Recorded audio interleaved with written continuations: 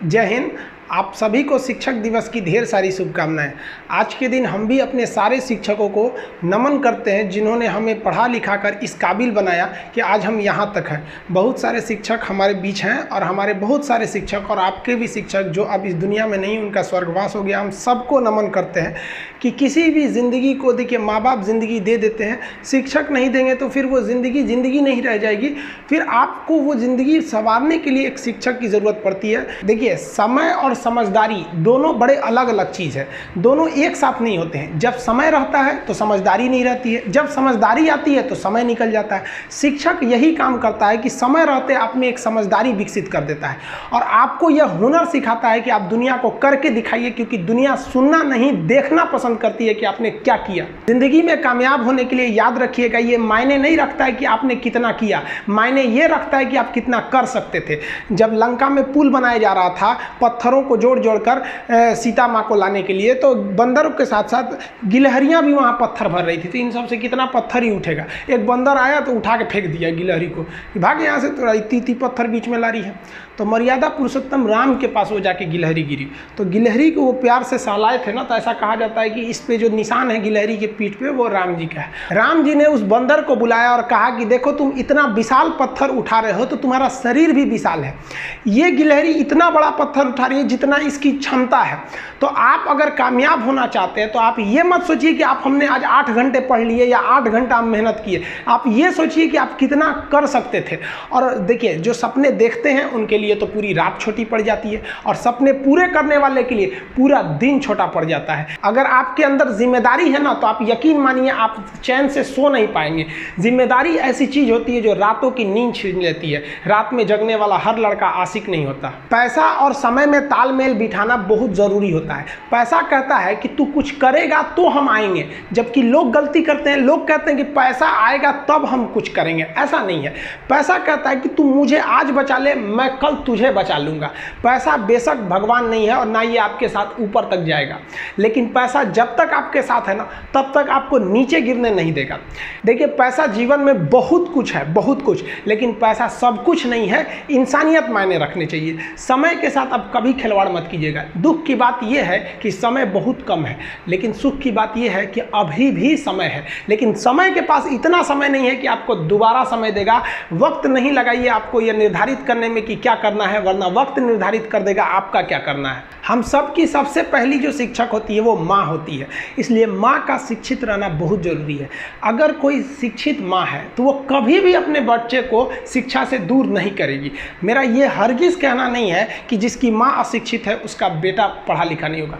मेरी माँ आज भी अनपढ़ है, आज भी उससे 1 रोटी मांगते हैं ना तो वो 2 रोटी दे देती है। दुनिया की सबसे अच्छा अलार्म जो होता है वो माँ होती है। आप कहिएगा सुबह 7 बजे उठाने के लिए, वो आपको 6 बजे ही उठा देगी और कहेगी बेटा 8 बज गया। आपको इस दुनिया में आपको सबसे बेहतरीन ढंग से जानती है कोई तो आपकी माँ। वो और दुनिया से आपको 9 महीने पहले से जान रही होती है। कहा जाता है कि मेरे नसीब में एक भी गम न होता अगर मेरी तकदीर लिखने का हक मेरी माँ को मिला होता है। माँ बचपन से पाल के बड़ी होती है। आइए यही ना है छोटका, बड़ा होके क्या बोलेगा, माई वाइफ माई लाइफ। गजब बबुआ, गजब। इतना उम्र पे छोड़ दी रहती माई ने तो कुत्ता नोच के खा गया रहता। बड़ा होके कहेगा माई वाइफ माई लाइफ। कभी भी माँ बाप से आप ऊंचे आवाज़ में बात नहीं कीजिएगा, वरना आपको शिक्षित कहलाने का कोई अधिकार नहीं है। और बाप जो होता है ना, बड़ा खुददार इंसान होता है, कभी बोल नहीं पाता है। माँ तो बोल भी देती है ना, बाप बोल नहीं पाता है। जेब खाली रहने के बावजूद मैंने बाप को कभी ना कहते नहीं देखा। इस दुनिया में बाप से रईस इंसान मैंने नहीं देखा। लेकिन इन दोनों को कहते हैं कि आप अपने बच्चे को जी जान से प्यार कीजिए, उसे सोने का निवाला खिलाइए, लेकिन उस पर नज़र रखिए दुश्मन की तरह क्या कर रहा है, वरना एक दिन बिगड़ जाएगा। माँ बाप भी लड़कियों को भेजते हैं हॉस्टल में पढ़ने के लिए।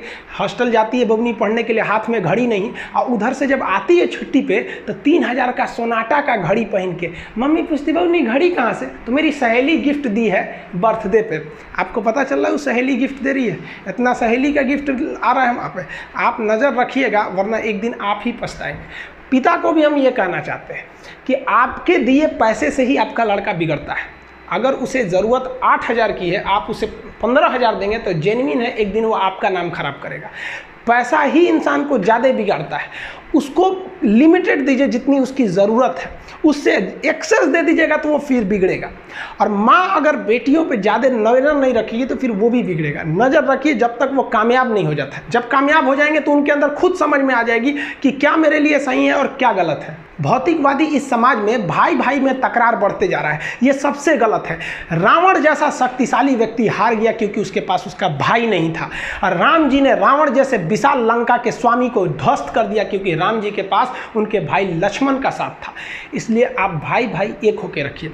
बड़े भाई का कुछ कर्तव्य होता है, आपको सबसे ज़्यादा त्याग करना पड़ेगा। बड़े भाई का कहीं पे भी घर में कहीं पे भी पैसे लगेंगे तो ज़्यादा लगेंगे, मेहनत ज़्यादा लगेगा, सब कुछ आपको ज़्यादा करना पड़ेगा। ये दुनिया का दस्तूर है। और छोटा भाई है, उसे कभी भी बड़ों का सुनना ही पड़ेगा और आपको सुनना चाहिए। आपको भी एक बातचीत में एक लिमिट रहना चाहिए। बड़े को भी ये लिमिट रखना चाहिए कि हमें अपने छोटे भाई बहन को कितने लेवल तक डांटना है, लेवल से ज़्यादा नहीं डांटना चाहिए। और छोटे भाइयों और छोटे बहनों को भी याद रखना चाहिए कि हम अपनी ज़ुबान का इतना गलत इस्तेमाल ना करें कि बड़े भाई या माँ बाप को बुरा लगे। वो भले आपको कितना डांटे, लेकिन आप अपने आप के लिए एक लेवल बना के रखिए कि ये इतना लेवल के आगे नहीं जाएंगे हम। कुछ लोग बड़े भाई माँ बाप का जवाब दे देते, कहते ये करो, कहते नहीं करेंगे, क्या करेंगे। हद है भाई साहब, कोई कुछ नहीं करने वाला इस दुनिया में। मर भी जाओगे तो कौन पूछता है। एक तारा टूट जाने से आसमान सूना नहीं होता, लेकिन संस्कार विहीन व्यक्ति जानवर की तरह होता है। हम बहनों को भी कहना चाहेंगे, आप लोग के अंदर शिक्षा बहुत ज़रूरी है। आप कम खाइए लेकिन माँ बाप से कहिए कि हम पढ़ेंगे पढ़ेंगे पढ़ेंगे। शिक्षा बहुत ज़रूरी है, शिक्षा बिना हर चीज़ अधूरा है। और आप जितनी भी लड़कियां हैं उन सबसे कहते हैं अपने अंदर थोड़ा बहुत कुछ सुधार लाइए। अपने आप को कभी दूसरे से कंपैरिजन मत कीजिए कि उसके पास क्या है हमारे पास क्या है। और एक चीज़ लड़कियों में जो सबसे ख़राब चीज़ होता है, आप कोई लड़की गुस्सा है या नहीं है ये चेक करना है तो आप उससे बस एक गिलास पानी मांग लीजिए। उसके पानी देने के स्टाइल से पता चल जाएगा कि गुस्सा है कि नहीं। पानी रख के यहाँ पे, अरे क्या मतलब बनता है। आप गुस्सा है, ठीक है, सब में होते हैं। जहाँ ज़्यादा रिश्ते रहते हैं वहीं इंसान गुस्सा होता है, लेकिन इसका मतलब ये क्या कि 2 दिन आपको मनोबल लगेगा। ये सारी ट्रेडिशनल चीज़ों को बदलिए, ये अच्छी बातें नहीं होती है। लड़कियों लोग को भी थोड़ा सा गंभीर बनिए। होता क्या है कि लोग कहते हैं ना कि एक लड़की को कोई बात अगर कह देंगे ना दूसरे को मत बोलना, वो उसको भी बोलेगी और उसको भी ये बात बोल देगी दूसरे उसको मत बोलना। अब पूरा मोहल्ला को पता चल जाएगा, सबको यही पता रहेगा कि किसी से बोलना नहीं है, लेकिन सबको पता चल जाएगा। भाई कुछ गंभीरता लाइए। लड़का लड़की सबको कहते हैं, ज़िंदगी के कुछ राज अपने तक ही रहिए। अपने करीबी भी दोस्त को कुछ खास राज को नहीं बताइए, क्योंकि कुछ करीबी दोस्त को भी ना कुछ करीबी दोस्त होते हैं, फिर वो ट्रांसफ़र हो जाएगा आगे तक।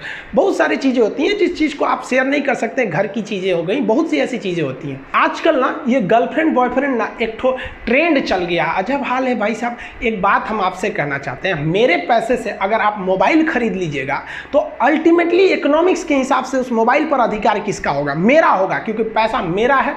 तो आप सोचिए, आप बाप के पैसा से अगर लड़की पटाएंगे तो लड़की किसकी होगी इकोनॉमिक्स के हिसाब से? बाप के लिए। तो लड़कियों को भी कहते हैं कि भाई ऐसा लड़का को मत वैल्यू दो जो बाप की कमाई पे तुमको घुमा रहा है। और लड़कों भी कहते हैं जागो, अगर बहुत शौक है ना गर्लफ्रेंड बनाने का तो अपने पैर पे खड़े हो जाओ। जिस दिन पैर पर खड़े होगे ना उस दिन समझ में आएगा ये सब चीज़ें फालतू चीज़ें होती है।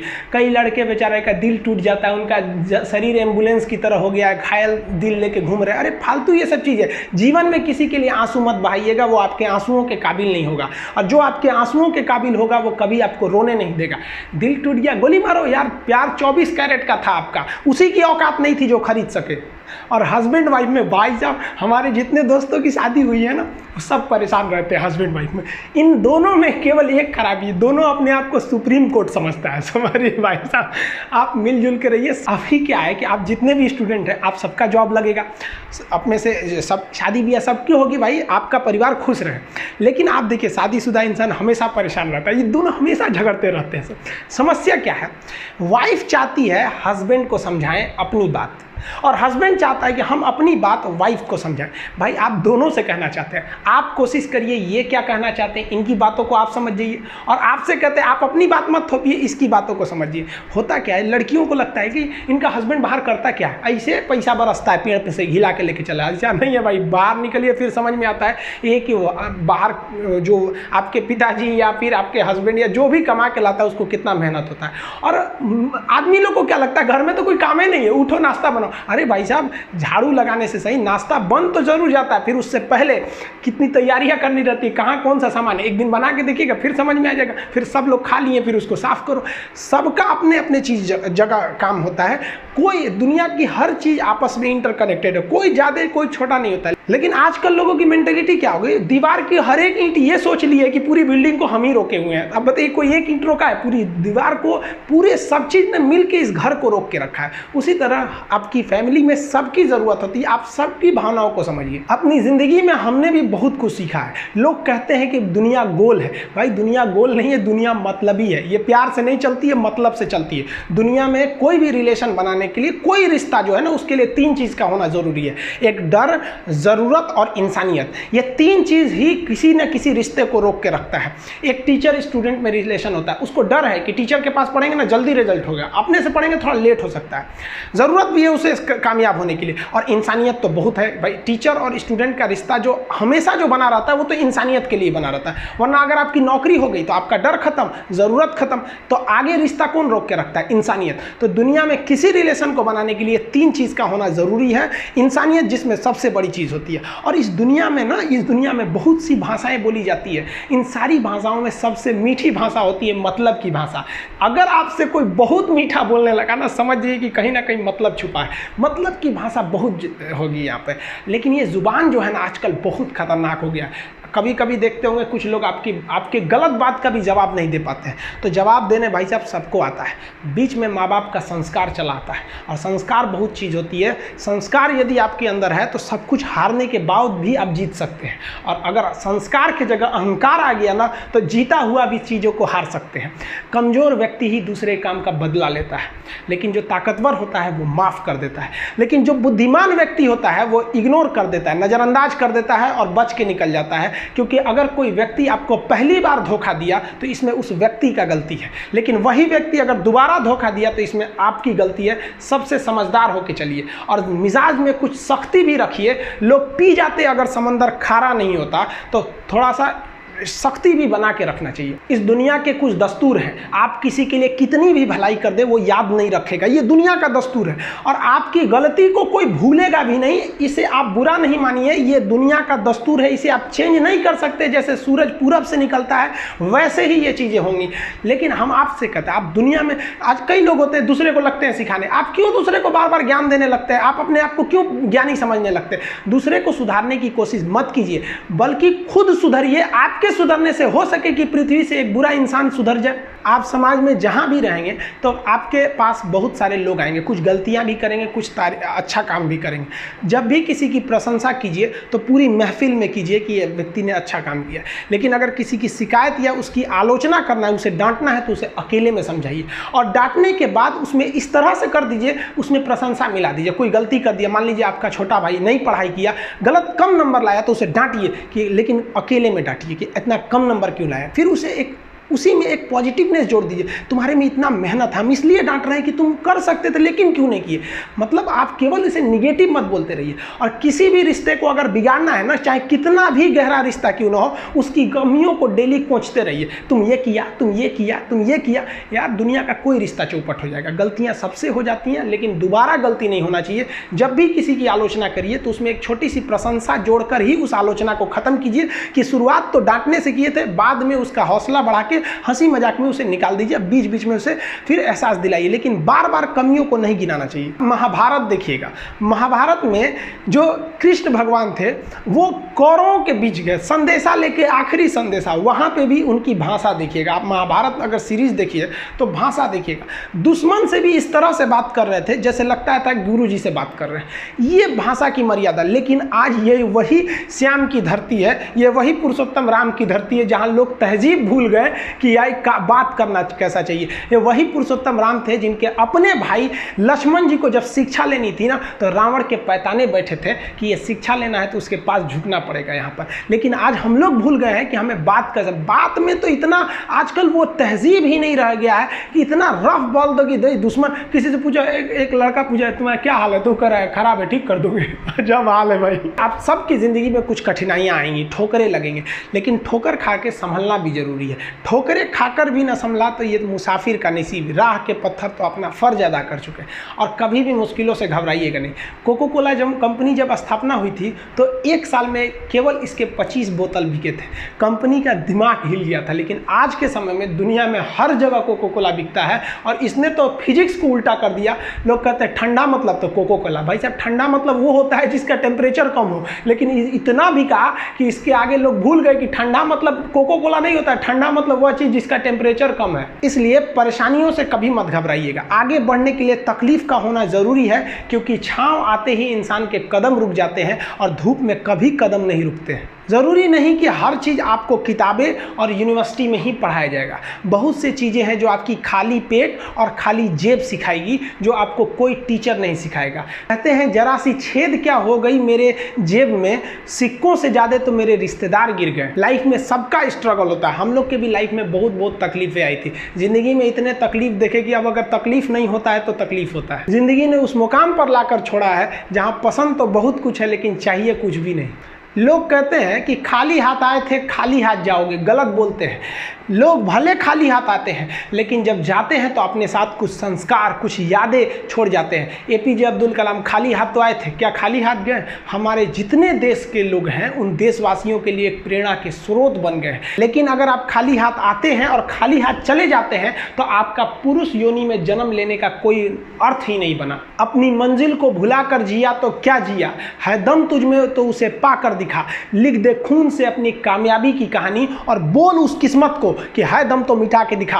इसलिए कभी किस्मत को मत कोसिएगा, अपने हौसले से अपनी कहानी लिखिएगा। पसीने की स्याही से जो लिखते हैं अपने हौसले के इरादे, उनके मुकद्दर के पन्ने कभी कोरे नहीं होते। देखिए, शिक्षक और सड़क ऐसी चीज है जो खुद तो अपने जगह पे रहती है और दूसरों को मंजिल तक पहुंचा देती है। इस शिक्षक दिवस बड़ा अजीब सा शिक्षक दिवस रहा। आज शिक्षक दिवस में सुबह 11 बजे से लेकर शाम 5 बजे तक जो हम लोग का प्रोटेस्ट था या फिर ट्विटर पे जो भी रहा, उसका कई ज़्यादा फायदे भी हुए थे। लेकिन ये जब कब तक चलेगा? ये संस्थाएं अपने से क्यों नहीं सुधरेगी? आखिर इस देश के साथ ऐसा क्यों हो रहा है कि जब हम शिक्षकों को, हर एक शिक्षक, कोई ऐसा शिक्षक नहीं है जो नहीं आया हो, लगभग हर एक शिक्षक, हर एक स्टूडेंट इस प्रोटेस्ट में भाग लिए। ये डिजिटल जो प्रोटेस्ट था ये भी सफल रहा। इसके बदौलत हुआ, एसएससी ने कहा कि हम अपना रिजल्ट शो करेंगे, रेलवे ने, एनटीपीसी ने कहा कि हम भी अब एग्जाम लेंगे लास्ट में, इस साल के लास्ट तक में हुआ। लेकिन ये अब तक कहाँ सोए थे? अगर युवा इस देश का नहीं जागा रहता तब तो आप सोए रहते। युवाओं, आप जागो, जितने स्टूडेंट हैं आप जागो। आपको हम बताए भी थे, हमेशा बोलते हैं अधिकार कभी मांगने से नहीं मिला, इसे छीनना पड़ेगा। और धन्यवाद देते हैं हम लोग ये जो व्हाट्सएप, फेसबुक, ट्विटर, ये सब जो आए, ताकि सरकार जो थी यहाँ तक बात अब इजीली पहुँच जाती है। नहीं तो वही हो जाता, मध्य प्रदेश में बेचारे भोपाल में लड़कों पर लाठी चार्ज कर दिया गया, यहाँ पर पुलिस वाले लाठी चार्ज कर दिए। याद रखना, लाठी चार्ज करने वाले पुलिस वालों, एक दिन आएगा जब आपके बच्चे भी ना ऐसे ही सड़क पर लाठी खाएंगे नौकरी के लिए, फिर आपको याद आएगी कि जब युवाओं ने अपना अधिकार मांगने आया था तो आपने किस तरह उन पर लाठियां बरसाई थी। आप देखेंगे स्टूडेंट्स के साथ एकदम खिलवाड़ मचा के रख दिया गया। स्पेशली 2016-17 के बाद देखेंगे तो हर एक संस्था चौपट हो गई। एसएससी जो थी 2016 तक तो बहुत बेहतरीन काम की, 17 तक भी बहुत बेहतरीन काम की, उसके बाद तो चौपट हो गया यहाँ पर। चाहे वो रेलवे हो, IBPS हो, कोई संस्था हो। यूपी में देख लीजिएगा तो PCS का देख लीजिए, सबऑर्डिनेट का देख लीजिए, लेखापाल देखिए, पुलिस डिपार्टमेंट, दरोगा की वाली, सब चौपट है। मध्य प्रदेश वाले आप लोगों ने तो और काम किया कि भाई बाहर के लोग मध्य प्रदेश का फॉर्म नहीं भर पाएंगे। मध्य प्रदेश के लड़के, ये आप सोचिए आपके साथ एक तरह का एक अपराध किया जा रहा है, आपको दूसरे लड़कों से अलग किया जा रहा है। इस समय भोपाल में जब लाठीचार्ज हुई स्टूडेंट के ऊपर, पूरे हिंदुस्तान के टीचर और स्टूडेंट आपके साथ खड़े थे। लेकिन आपकी गवर्नमेंट क्या चाहती है कि एक ऐसा नियम बनाए कि बाहर का लड़का मध्य प्रदेश में आके फॉर्म नहीं भरेगा, कि जब हम इन्हें पीटेंगे, कूचेंगे, नौकरी नहीं देंगे तो बाहर का कोई भी व्यक्ति आपके साथ आवाज़ नहीं उठाएगा। ये आपको एकदम बेहतरीन ढंग से फंसाया जा रहा है। आप कोई भी गवर्नमेंट उठाइए, किसी भी पार्टी की गवर्नमेंट उठाइए, आप राजस्थान, मध्य प्रदेश, यूपी, बिहार, झारखंड, पश्चिम बंगाल, इतने दूर में आपको कई पार्टियां मिल जाएंगी। केंद्र में भी देख लीजिए, कहीं भी किसी को स्टूडेंट से कोई मतलब नहीं रहता है। 60 मिनट में 100 क्वेश्चन बनाने वाले विद्यार्थियों के भविष्य को ये अनपढ़ अनपढ़ नेता कुचल के चले जाते हैं। बिहार में जो वैकेंसी निकाली गई 2015 के चुनाव के लिए, तो एक बार वैकेंसी निकालेंगे हम चुनाव जीतने के लिए, अब जीत जाएंगे तो अगला चुनाव उसी हिसाब से जीत जाएंगे कि भैया अब हम इसका एग्जाम लेने वाले हैं। बहुत से लोगों को तो पता है, कई एक लड़का कह रहा था कि सर आपका हम वीडियो देखे तब पता चला कि अभी रेलवे का एग्जाम नहीं हुआ है, हमको लगा कि हो गया है। सोचिए ये हाल हो गया कि उसको लगा कि उस गलती से उसका छूट गया, रेलवे तो अब तक एग्जाम ले ही ली होगी, अब जागी है नींद से। स्टूडेंट्स को कहते हैं आप ये जो लड़ाई चालू कर दिए हैं इससे आप पीछे मत हटिएगा। लोग आपको कुछ भी कहेंगे आप टस से मत होइएगा, आप सीधा कहिए हमें पढ़े हैं तो हमें जॉब चाहिए। अगर हमको किराने की दुकान खोलनी रहती या हमें अपने पैर पर खड़ा रहना पड़ता तो खामखा में ना लड़का BSc MSc या PhD करके घूम रहा है। किराना की दुकान खोलने के लिए तो नॉर्मल वो इंटर मैट्रिक करके बैठ जाता, वहाँ दुकान अच्छा चला लेता। बहुत से तो ऐसे अनपढ़ लोग हैं जो कभी कॉलेज नहीं गए लेकिन उनकी किराने की दुकान फर्स्ट क्लास चलती है। तो ये बात पहले ना बोलना चाहिए था। अब अगर पढ़े लिखे नेता रहते तो उन्हें पता होता है कि एक बेरोजगारी कई टाइप की होती है, जिसमें एक होती है शिक्षित बेरोजगारी। जब किसी शिक्षित व्यक्ति को उसके लेवल का जॉब नहीं दीजिएगा तो वो अच्छे से काम नहीं कर पाता है। अब हम लोग हैं ग्रेजुएट लड़कों को पढ़ाने के लिए, हमको दे दीजिए क्लास 7 के लड़का को पढ़ाने के लिए, मन लगेगा कभी? अपने आप में ही अजीब लगेगा कि भैया हमको उठा के यहाँ ले आकर पढ़ाने को दे दिया। तो ये अब कहेंगे कि नहीं रोजगार तो मिला, ये कौन सा रोजगार है, ये तो शिक्षित बेरोजगारी ले आके रख दी यहाँ पर। तो आप अपनी लड़ाई लड़ते रहिए, हर एक टीचर आपके साथ है। हम तो धन्यवाद देते हैं दिल्ली के सभी टीचरों को, राजस्थान मध्य प्रदेश हर जगह के शिक्षकों को, हम बिहार UP हर जगह के शिक्षकों को हाथ जोड़ के भी हम धन्यवाद देते हैं कि आपने स्टूडेंट, ये सारे टीचर्स स्टूडेंट मिलकर इस मुहिम को, लगभग ये मुहिम अपने सफलता की ओर बढ़ रही है। लेकिन पाँव मत रोकिएगा वरना आपको कुचल दिया जाएगा। एक टीचर का हमारे पास फोन आया, बड़ा खुशी हुआ। वो कहे कि सर हम यूट्यूब पर नहीं पढ़ाते थे, हम आज ही यूट्यूब चैनल बनाए हैं केवल इसलिए कि अपना प्रोटेस्ट दिखा सके कि हम स्टूडेंट के साथ हैं। सोचिए इतने ऐसे टीचर भी आपके साथ हैं, और कुछ तो मिलियन वाले सब्सक्राइबर वाले टीचर हैं जिन्होंने आप तक कुछ नहीं बोला है। तो खैर कोई बात नहीं, ये जब एग्जाम आएगी ना तो ये टीचर आएंगे आपके पास कहने कि इनका बैच परचेज करिए, इन्हें सब्सक्राइब कीजिए। फिर आप मत भूलिएगा कि कौन आपके साथ खड़ा था, कौन आपके साथ छोड़ कर गया था। 5 सितंबर को ऐप लॉन्च करना था, इसलिए ऐप को रोक लिया गया। आज कई लड़कों ने ऐप को इनरोल भी कर लिए हैं, उनका डाटा है हमारे पास, आप टेंशन नहीं लेंगे। एक्चुअली अच्छा नहीं लगा कि आज सारे टीचर स्टूडेंट प्रोटेस्ट कर रहे हैं। भोपाल में स्टूडेंट के ऊपर लाठीचार्ज किया जा रहा है और आज किसी ऐप का इनॉग्रेशन किया जाए तो ये अच्छा नहीं था, इसलिए उसको रोक लिया गया। जिन लड़कों का इनरोलमेंट हो गया उन्हें नहीं दिख रहा होगा ऐप पर कि सर ने मतलब ये सब्जेक्ट वगैरह नहीं दिख रहे होंगे, आप टेंशन नहीं लीजिएगा। वो इसलिए रोक दिए कि आज का दिन, भले शिक्षक दिवस हर साल अच्छे से मनाते थे, इस बार का जो शिक्षक दिवस रहा वो विरोध प्रदर्शन को दिखाने के लिए रहा, और आप स्टूडेंट्स के बदौलत ही हम लोग ये लड़ाई जीतने के कगार पर हैं। देखिए ऐप पर सबसे पहले पॉलिटी का क्लास स्टार्ट होना था, उसे हम रोक दिए, लेकिन पॉलिटी का जो फर्स्ट चैप्टर होता है उसे यूट्यूब पर डाल दिए। आप वहां से पढ़ाई को कंटिन्यू करेंगे और जैसे ऐप आएगा तो आप लोग दोनों से मर्ज हो जाएंगे उस चीज़ को। अभी सरकार से 1-2 दिन में और सारी बातें मनवा लेते हैं, फिर हम लोग उसके बाद जब बातें मान ली जाएंगी तो हम लोग रेगुलर वे में पढ़ते रहेंगे। आपको यूट्यूब पर आपका चैप्टर वाइज क्लास हम प्रोवाइड करते रहेंगे। मिलेंगे नेक्स्ट वीडियो में, तब तक के लिए जय हिंद।